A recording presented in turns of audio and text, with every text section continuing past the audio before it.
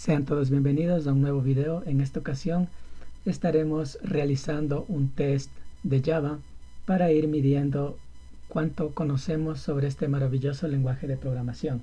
Empecemos. Primera pregunta, ¿qué es Java? Bueno, aquí tenemos algunas alternativas. Obviamente podemos ir descartando. Java es un administrador de base de datos. Esto sabemos que no. Java es una herramienta de Microsoft, sabemos que no. Java es un compilador, sabemos que no. Dentro del Java existe un compilador que es el componente que nos permite transformar nuestro código fuente en bytecodes. Sin embargo, Java no es solo el compilador, sino que es toda la estructura, es decir, todo el lenguaje de programación. Entonces aquí esta es la respuesta correcta. Dentro de los componentes de Java, JVM significa, y bueno, aquí la respuesta es bastante fácil, es la máquina virtual de Java, Java Virtual Machine. ¿Listo? Vamos con la siguiente ronda de preguntas.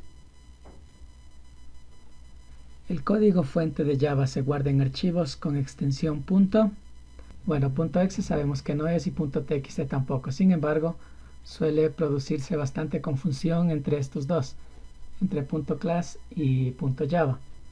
Así que vamos a hacer un pequeño ejemplo para que quede esto entendido de la mejor manera. Tenemos aquí nuestro proyecto Java. Vamos a crear una clase y lo vamos a agregar un método main. Voy a hacerle un poquito más grande el texto para que se visualice de mejor manera. A ver, pongámosle en 26.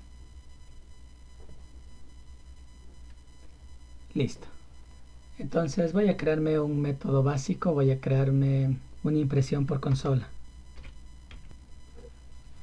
Entonces esto es un archivo de Java, es decir, donde nosotros creamos el código fuente y como podemos verlo aquí, tiene extensión .java. Ahora bien, lo que hay que recordar es que Java no ejecuta directamente las aplicaciones, sino que el código fuente es compilado.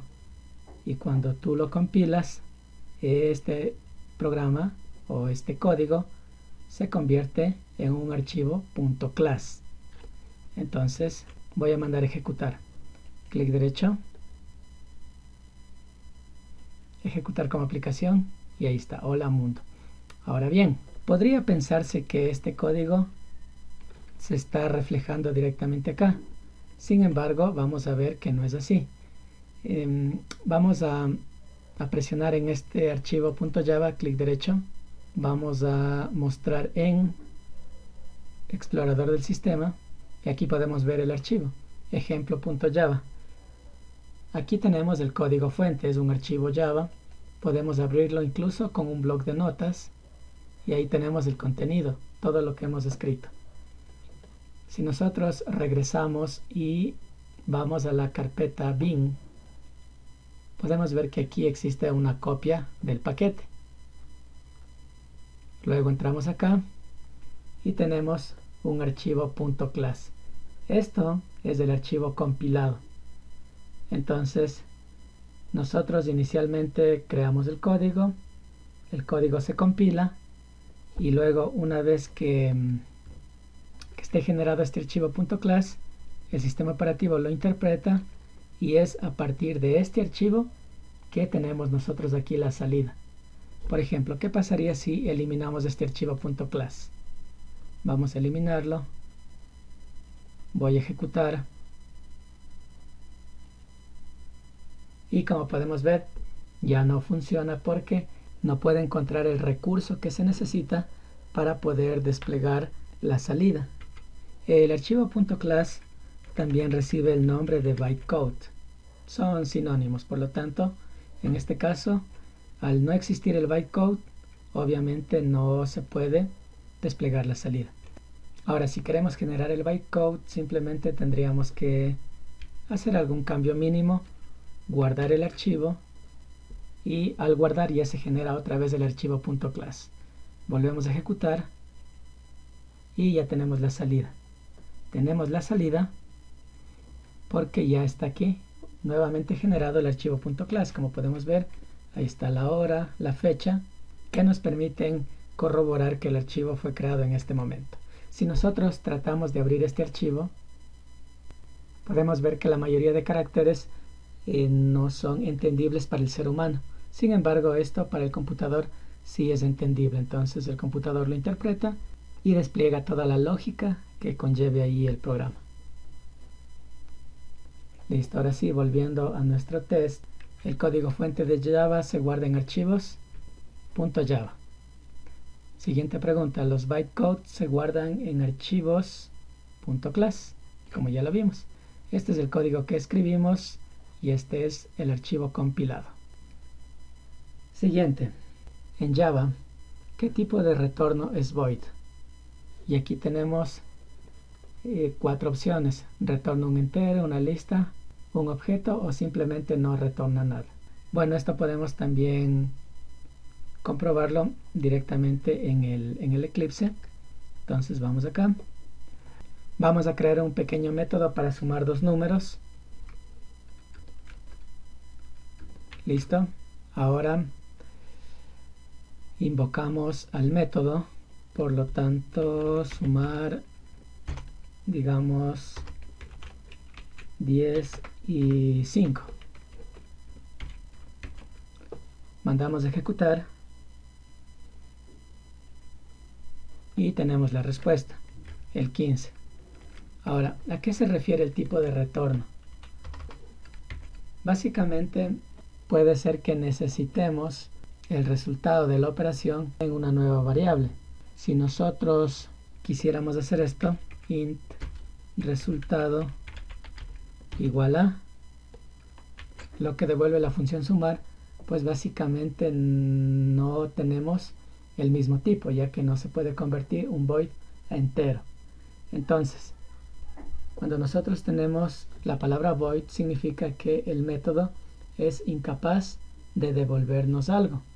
Aunque yo le pusiera aquí return resultado, aunque yo pusiera esta sentencia, mire, me sigue dando el mismo error. Entonces void no retorna nada. ¿Qué pasa si quiero hacer un retorno? Simplemente aquí reemplazamos y en lugar de void, por ejemplo, entero, y ahí sí ya se soluciona el problema. En este caso puedo mandar imprimir la variable resultado. Ya, ahí está la respuesta. Ahora, ¿por qué me está devolviendo 2 veces 15? Es por este print. Listo.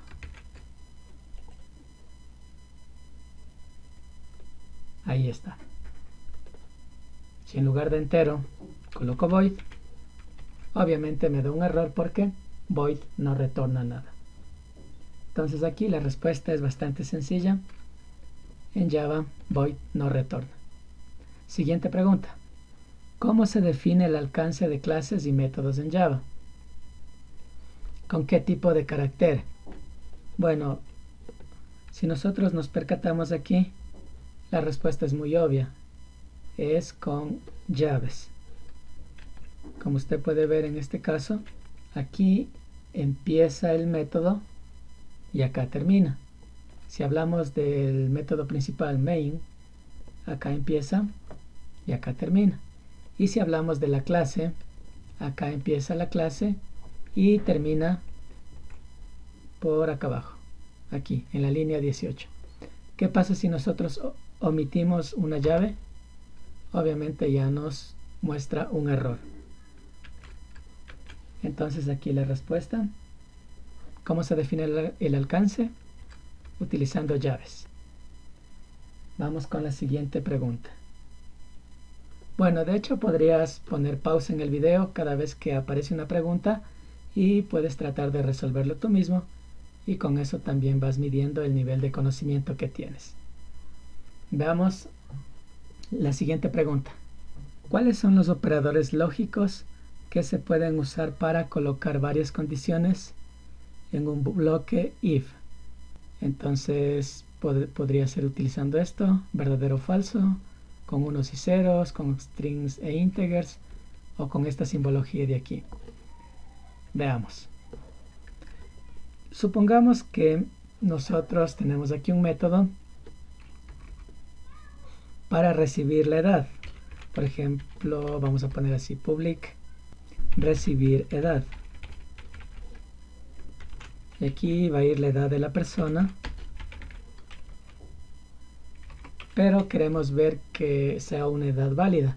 Por lo tanto, vamos a colocar un if y vamos a verificar que la edad sea válida con dos condiciones. Por ejemplo, si la edad es mayor, por ejemplo, digamos que recibimos personas de entre 18 y 50 años.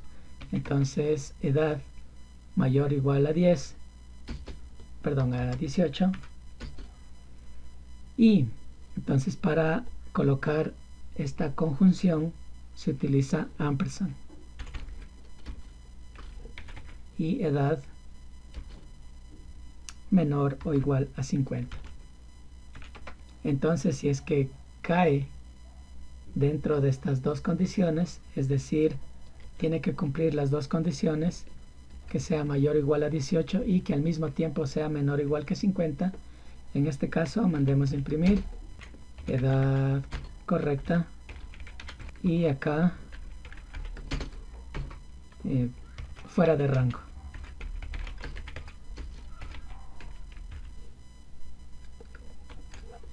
Listo. Ahora verifiquemos mandándole un número. Recibir edad y coloquemos el número 25.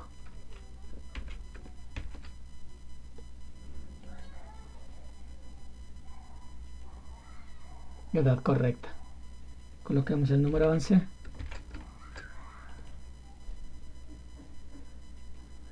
Fuera de rango. Muy bien. Entonces aquí podemos ver que esto cumple satisfactoriamente. Ahora bien, vamos a hacer otro método.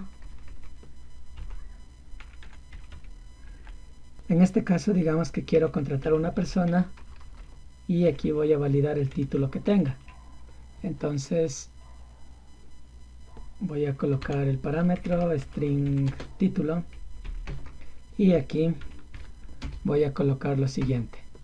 Digamos que estoy necesitando una persona para dictar clases de computación. Entonces esta persona puede ser ingeniero o puede ser licenciado. Caso contrario, no estaría capacitado para las clases de informática que quiero impartir. Por lo tanto, puedo poner aquí si título punto equals, entonces si es que el título de la persona interesada es ingeniero, o entonces para colocar la o lógica utilizamos ese símbolo. Entonces título puede ser ingeniero o digamos que puede ser licenciado. Guardo los cambios. Si es que esto sucede, vamos a mandar un mensaje mencionando que el usuario, o más bien dicho que el candidato es idóneo, y caso contrario pues diremos que el candidato no es idóneo. Listo, entonces aquí llamemos al método recibir título y a ver, digamos esta persona es ingeniero,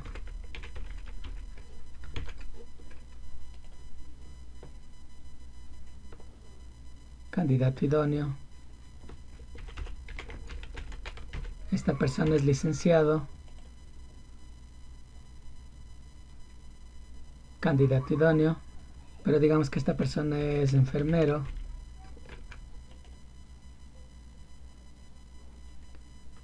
candidato no idóneo.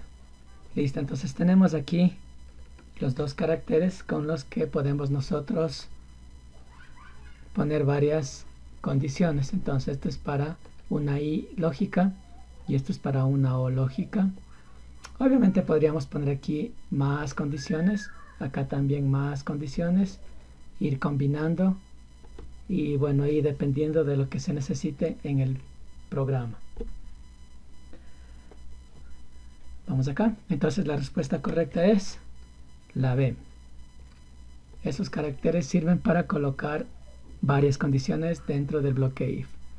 Siguiente pregunta. Para comentar en Java varias líneas de código, ¿cuál es la forma correcta?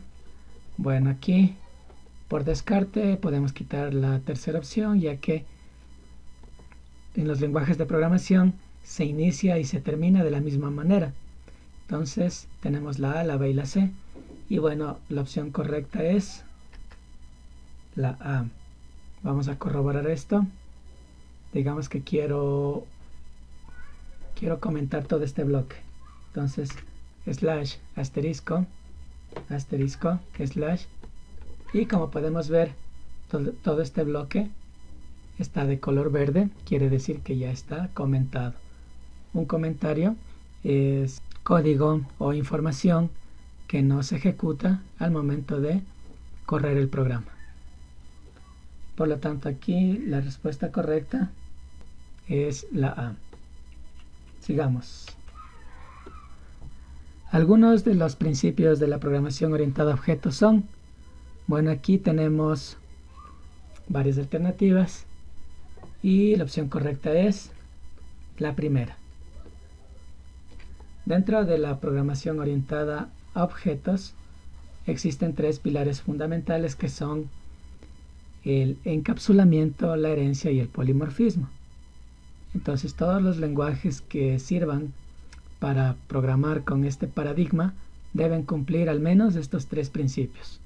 Luego pueden incorporar más mecanismos de programación, pero el encapsulamiento, la herencia y el polimorfismo son los principios fundamentales. Vamos con la siguiente pregunta. ¿Cuál firma de constructor es válido para crear un objeto de la clase auto? Bueno, esto vamos a hacerlo en una clase práctica. Vamos acá y crearemos la clase auto.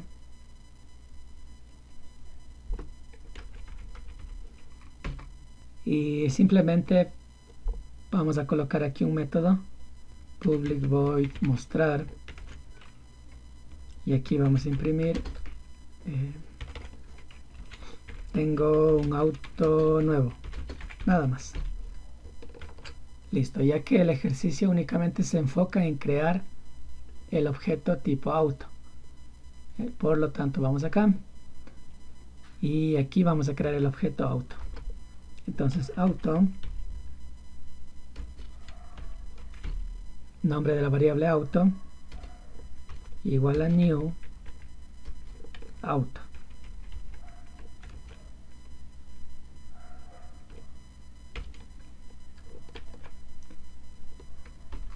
Y aquí auto.mostrar. Guardamos los cambios.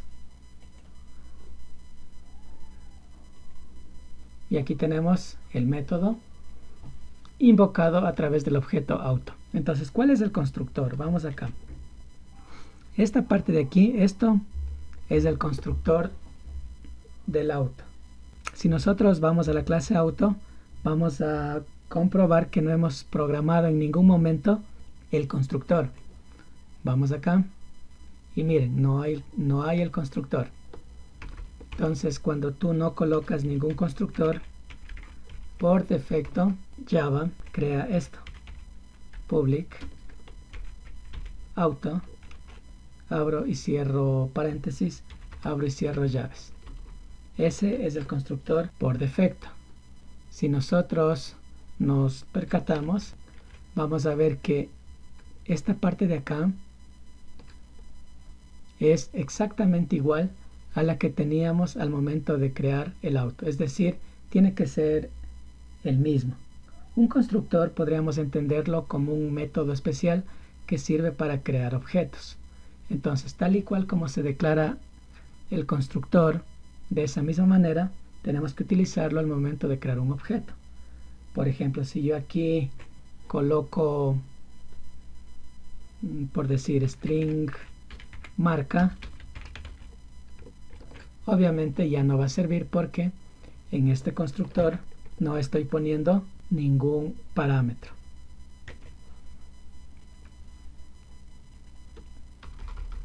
Ahora aquí existen algunas reglas. El nombre que va aquí en el constructor tiene que ser exactamente el mismo nombre de la clase, porque si la clase se llama, digamos, automóvil, el constructor no puede llamarse auto, siempre tiene que ir el mismo nombre. Ahí mismo ya me está detectando un error. Otra regla para crear constructores es que aquí no debe ir ninguna palabra, no debe ir void, int, string, nada de eso, simplemente public y el nombre de la clase, luego entre paréntesis los parámetros si es que existen. El nombre de la clase tiene que ser exactamente igual al nombre del constructor, porque yo podría poner aquí auto pero en minúscula y como puede ver ya nos está dando un error porque no es lo mismo. Aunque parece que sí, no es lo mismo. Tiene que ser exactamente igual, porque recuerde que Java es case sensitive. Diferencia mayúsculas y minúsculas en el nombrado de clases, en el nombrado de métodos, de atributos, de constructores, etc. Por lo tanto, podemos ver que la primera opción es descartada, la segunda también, la de aquí también porque el nombre no es correcto y la opción verdadera es C. Listo. Continuemos. Siguiente. La palabra reservada para implementar interfaces en Java es... Una interfaz es una clase, digamos, 100% abstracta que sirve generalmente para implementar los métodos en las diferentes clases. Ahora bien, ¿con cuál de estas palabras claves se logra esa implementación? Vamos acá y por ejemplo, digamos acá que queremos poner una interfaz. Clic derecho, nueva interfase y pongámosle propiedades.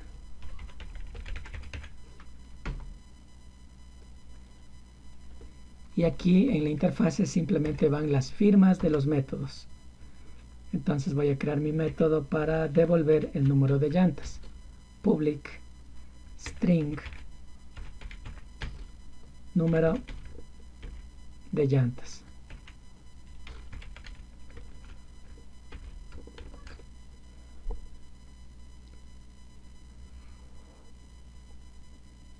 Entonces si yo quiero implementar ese método en mi clase, necesito la palabra implements.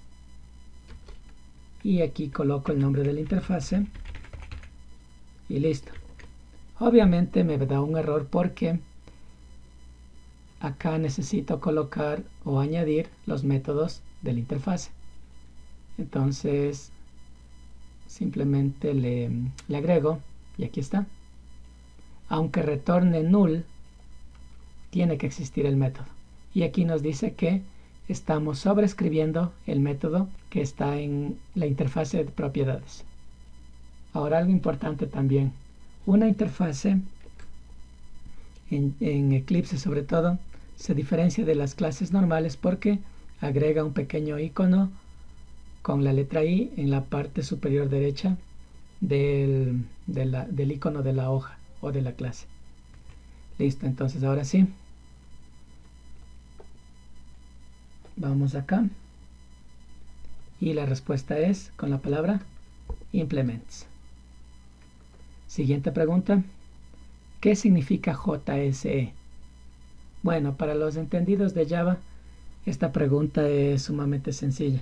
Sin embargo, cuando recién estamos empezando a aprender programación, Nos enseñan los conceptos básicos, qué es una clase, qué es un objeto, cómo crear el método, cómo invocar métodos, que son métodos estáticos, dinámicos, entre otras cosas. A todo eso se le llama la plataforma de Java Standard Edition o la edición estándar de Java. Por lo tanto, aquí la respuesta es C, Java Standard Edition. Y es la primera forma de Java que se les enseña a los estudiantes. Luego ya vendrá Java Enterprise Edition, Spring y todo lo demás. Sigamos. En Java las anotaciones se realizan con el símbolo y la 14 de una vez. ¿Cuál de la lista no es un tipo de dato en Java? Bueno, vamos acá. Las anotaciones son estas cadenas de texto que se coloca sobre los métodos.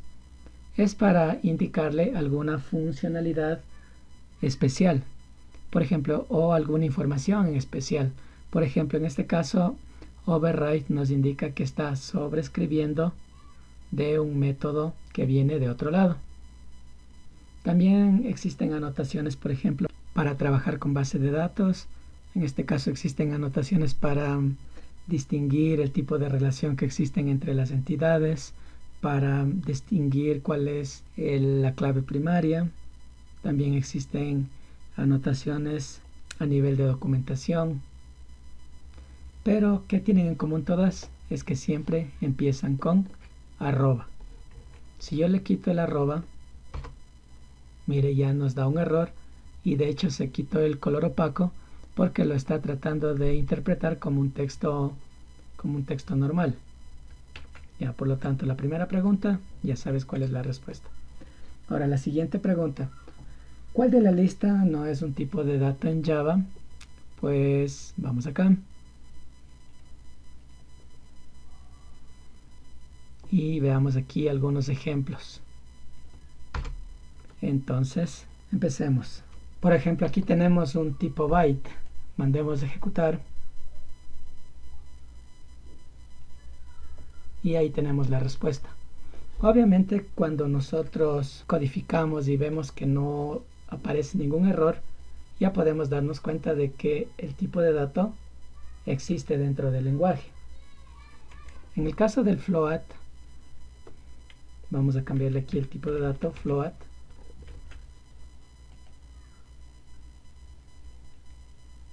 Y ahí tenemos un número de coma flotante. Cambiémosle el tipo doble.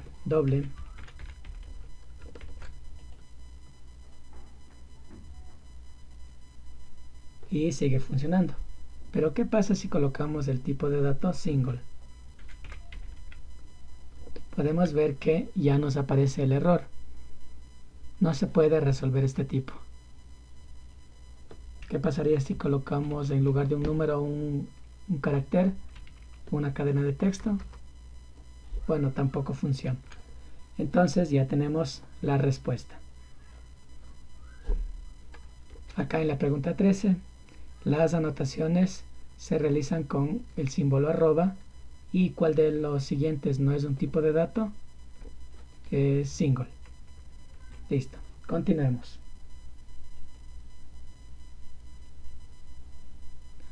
Para mostrar un cuadro de diálogo en Java, ¿se usa la clase? Bueno, esto ya es un poquito más avanzado. Sin embargo, vamos a verlo aquí en nuestro IDE. De la misma manera se podría ir probando uno por uno. Sin embargo, ya para hacer esto un poco más práctico, les diré que la clase que permite mostrar cuadro de diálogos es JOptionPane y su método, bueno, tiene varios métodos, pero el cuadro de diálogo más sencillo es showMessageDialog, mostrar cuadro de diálogo, y aquí colocamos el texto. Este es un cuadro de diálogo. Listo. Ejecutamos y aquí está. Este es un cuadro de diálogo.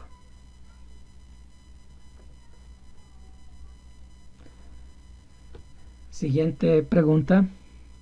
En el switch de Java, bueno, un switch es un bloque que tiene muchas condiciones, puede ser una variante para el if anidado y que obviamente permite establecer una variable la cual va a ir iterando para las diferentes condiciones que existen. Entonces la pregunta es la siguiente: en el switch de Java, para establecer la condicional se usa una variable tipo y aquí nos dan varias opciones. Entonces si nosotros queremos ir discriminando claramente los diferentes casos, tendría que ser una variable cualitativa o una variable que permita encajar dentro de una escala. Por lo tanto, aquí la opción es entero. Bueno, igual rápidamente podríamos nosotros, acá en el Eclipse, podríamos construirnos un switch. Y aquí tenemos. Obviamente esta tiene que ser tipo entero. Voy a ponerlo aquí y simplemente hacerlo así. Entonces, para que esto se vea de una manera más práctica, voy a crearme aquí un método public void devolver día. Y aquí voy a pedir un número entero y aquí coloco el switch. Entonces dentro de este switch va a ir la variable día y obviamente aquí va a ir los casos. Por ejemplo, en el caso que sea el número 1, voy a pedir que imprima lunes. Para el caso 2 voy a pedir que imprime el día martes. Para el caso 3 el día miércoles. Y bueno, podría ir poniendo más opciones. Sin embargo, como el ejercicio únicamente pedía el tipo de variable que tiene que ir en el switch, en este caso es para comprobar que es un entero. Vamos acá. Necesito agregar aquí la palabra estático y listo. Vamos a colocar aquí la invocación. Entonces devolver día y coloquemos el número 1. Luego coloquemos aquí el número 3. Debería aparecer lunes y miércoles.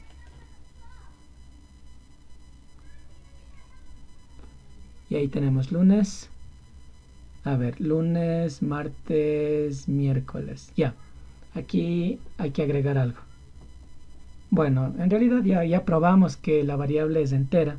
Sin embargo, para que el switch funcione de mejor manera, hay que agregarle la palabra break para que no mapee todas las opciones, sino que únicamente se centre en la opción correcta y luego rompa en caso de que ya encuentre la solución. Volvemos a ejecutar y ahí tenemos lunes y miércoles. Entonces, efectivamente, esta variable tiene que ser entera o a su vez una variable que se pueda cuantificar. De esta manera podemos diferenciar entre un caso y otro. ¿Listo? Entonces aquí la respuesta es entero. Veamos la siguiente pregunta. 17. Para crear constantes en Java se utiliza la palabra. Bueno, y aquí parecería que lo más lógico sería escoger constante. Sin embargo, vamos a ver cuál es la opción correcta.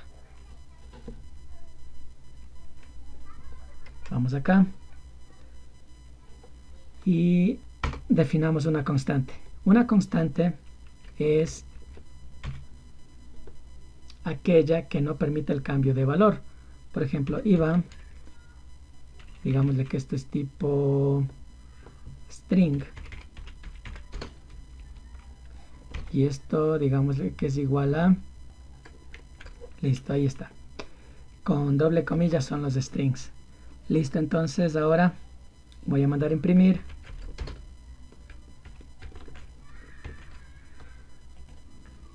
Y como podemos ver, aquí está el valor, 12%. Pero ¿qué pasaría si alguien cambia este valor? Digamos que ya no es el 12, sino el 22%. Ejecutamos. Y se puede cambiar el valor porque es una variable. Ahora, Si yo quiero convertirlo en constante, necesito aquí agregarle una palabra. Entonces probemos. A ver, ¿será la palabra constante? No, ¿verdad? Porque me está dando error. ¿Será la palabra const? No, ¿verdad? Todavía me sigue dando error. ¿Será la palabra enum? No, ¿verdad? Pero si colocamos la palabra final, ahí sí tengo la respuesta. ¿Por qué me da error en la línea 39? Básicamente porque la variable local IVA no puede ser reasignada ya que es constante. Por lo tanto, comento esa línea y ahora cuando trate de imprimir me va a devolver su valor inicial, el 12%. Entonces la respuesta es final. Sigamos. Una de las razones por la que se genera la excepción null pointer exception es, y aquí tenemos varias alternativas. Esta excepción de aquí es una de las más comunes al programar en Java. Y bueno, si nosotros traducimos a español, ahí lo que nos indica es que es una excepción de puntero nulo. Es decir, estamos tratando de apuntar algo que no existe. Apunto algo y este algo de aquí es null. Entonces, a ver, opción A, que la variable no exista. Esto no puede ser porque la variable sí existe. La variable es justamente la que está apuntando. Que la variable es de otro tipo, bueno, este es otro error. Generalmente cuando tengo, digamos, un string y estoy tratando de leer un tipo de dato booleano, por ejemplo. Pero bueno, ahí el error es otro. Que la variable fue modificada, bueno, esto no tendría mucho sentido porque las variables son creadas estrictamente para ser modificadas. Entonces nos queda la opción de acá, que la variable no ha sido inicializada. ¿A qué se refiere esto de no haber sido inicializado? Vamos acá. Supongamos que aquí creo yo un objeto tipo auto y mando a imprimir la marca del auto. Para este ejemplo, aquí he puesto una marca por defecto, digamos la marca Toyota.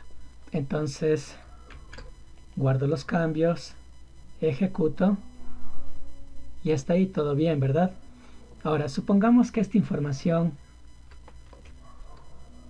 esta parte de aquí, no alcanza a inicializarse. Supongamos que esta información la traemos de una base de datos, de un servidor, y que por alguna razón no llega a cerrarse la transacción. Por lo tanto, esto quedaría como null. Ahí podemos ver que la variable auto está apuntando a un nulo. Y aunque aquí no aparezca ningún error, más allá de esta pequeña advertencia, no aparece ningún error, si yo ejecuto, puedo ver ahí que ya se generó la excepción. Entonces, este tipo de excepción es básicamente cuando no podemos leer información, no podemos leer campos, métodos o algún otro tipo de atributo, ya que simplemente el objeto como tal no existe. Y como es un objeto nulo, pues no tiene ninguna de las propiedades que estamos queriendo invocar. Por lo tanto, la respuesta aquí es que la variable no ha sido inicializada correctamente. Listo. Vamos acá. Pregunta 19. Para obtener la entrada de los datos, ¿se usa la clase? Bueno, esto es entrada de datos por teclado. Y aquí, palabra reservada que permite terminar los bucles y saltar a la siguiente línea fuera del bucle. Ya, vamos a resolver estas dos preguntas en el Eclipse. Puedes ponerle pausa y tratarle de resolver tú mismo. Y luego continuamos. Listo, entonces regresemos acá y vamos a nuestro método main. Vamos con la pregunta 19. Para leer por teclado. Entonces en Java existe la clase scanner. Entonces scanner, entrada, igual a new, scanner. Y aquí colocamos el parámetro system.in. Control S. Añadimos todos los import que hagan falta. Y aquí vamos a colocar entrada.next. Y por ejemplo podemos leer el nombre de una persona. Aquí vamos a colocar un texto, simplemente esto es para mejorar un poquito la entrada. Ingresa tu nombre por favor. Y aquí podemos mostrar la salida. Bienvenido. Y concatenamos con el nombre. Probemos. Ingresa tu nombre. Sergio. Bienvenido Sergio. Ahí está. Entonces, para obtener la entrada de datos o para poder leer datos por teclado, podemos hacerlo mediante nuestra clase Scanner. Esa sería la respuesta. Ahora veamos lo siguiente. ¿Cuál es la palabra reservada para terminar los bucles? Bueno, hagamos un bucle y ahí veamos cómo terminarlo. Vamos a colocar aquí un comentario, como ya vimos, un comentario de varias líneas, y hagamos un bucle.